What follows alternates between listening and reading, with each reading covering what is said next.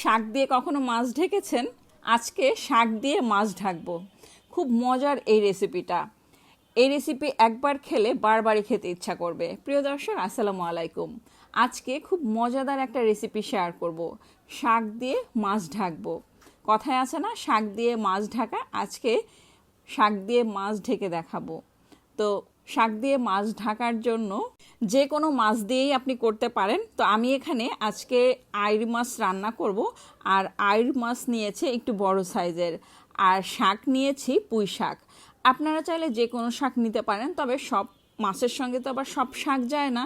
তো আমি এখানে পুঁই শাক নিয়েছি, আর পুঁই শাকটাই বেশি মজা হয়। তো আমি পুঁই শাকের শুধু আগাগুলো নিয়েছি ভেঙে। এখন শাক খুব ভালো করে ধুয়ে নেব। একদমই আগার কচি পুঁই শাকগুলো নিয়েছি। পুঁই শাক এবং লাউ শাক সব থেকে বেশি ভালো লাগবে আইড় মাছ অথবা তেলাপিয়া মাছ অথবা রুই মাছ দিয়ে। তো খুব ভালো করে আমি শাক ধুয়ে নেব, আর শাকগুলো ধোয়ার পরে পানি ঝরিয়ে নেব। পানি ঝরিয়ে রাখার পরে আমি রান্নায় চলে যাব। আর রান্নার জন্য আমি এখানে প্রথমে কড়াইতে তেল দিয়েছি। তেল গরম হওয়ার পরে পেঁয়াজ কুচি দিয়েছি 1 কাপ পরিমাণ। 5-6টা কাঁচামরিচ ফালি করে দিয়েছি। পেঁয়াজ হালকা ভাজার পরে পানি দিয়ে এখন একে একে মশলা দিয়ে দিচ্ছি। জিরা বাটা 1 চামচ, রসুন বাটা 1 চামচ, হলুদ গুঁড়া, মরিচের গুঁড়া, ধনিয়া গুঁড়া, লবণ পরিমাণ মতো, সব কিছু পরিমাণ মতো দেওয়ার পরে মশলা এখন খুব ভালো করে মশলা কষিয়ে নেব। আর আমি কিন্তু সবসময় বলি যে মশলাটাকে খুব ভালো করে কষাতে হবে। আর রান্না কিন্তু একটু ধৈর্য সহকারে মনোযোগ দিয়ে করতে হয়, তাহলে রান্না খুবই ভালো হয়। মশলা খুব ভালো করে কষানোর পরে এখন আমি মাছ দিয়ে দিলাম, আর মাছ এই মশলার মধ্যেই খুব ভালো করে কষিয়ে নেব।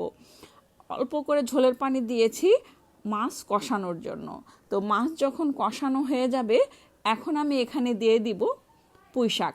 মাছগুলোকে এপাশ ওপাশ করে কিন্তু আমি নেড়ে দিয়েছি, উল্টিয়ে দিয়েছি। আর এখন পুঁই শাক দিয়ে দিচ্ছি এই মাছের উপরে। এটাকেই বলে শাক দিয়ে মাছ ঢাকা। তো পুঁই শাক আমি অল্প পরিমাণ দিয়েছি, বেশি পুঁই শাক দেইনি। বেশি পুঁই শাক দিলে কিন্তু খেতে ভালো লাগবে না। খুব অল্প পরিমাণ পুঁই শাক দিয়েছি। এখন ঝোলের পানি দিয়ে দিচ্ছি, 1 কাপ পরিমাণ ঝোলের পানি দিয়েছি। এখন নেড়েচেড়ে একটু ঢাকনা দিয়ে ঢেকে দিব। আর একবারই ঢাকনা দিব, মানে ঢাকনাটা দেওয়ার পরে যখন ঢাকনাটা আমি তুলে নিব, তারপরে কিন্তু আর আমি ঢাকনা দিব না। তো এই যে পুঁই শাকগুলো কিন্তু নরম হয়ে গেছে, মানে সিদ্ধ হয়ে গেছে। ঢাকনাটা সরিয়ে নিয়েছি, আর আমি এখানে ঢাকনা দিব না, তাহলে কিন্তু পুঁই শাকের যে সবুজ কালারটা সেটা নষ্ট হয়ে যাবে। তো এই যে মাখা মাখা ঝোল হয়েছে, আর এখন চুলাটা অফ করে দেব। এরকম করে মাছ শাক দিয়ে মাখা মাখা করলে খেতে এত বেশি মজার হয়। শুধুমাত্র এই 1 পিস মাছ এবং অল্প একটু শাক দিয়েই আপনি 1 প্লেট ভাত নিমিষেই শেষ করতে পারবেন। অন্য কোনো তরকারি আপনার ছুঁতেও ইচ্ছে করবে না। এতটাই মজাদার একটা রেসিপি শেয়ার করলাম।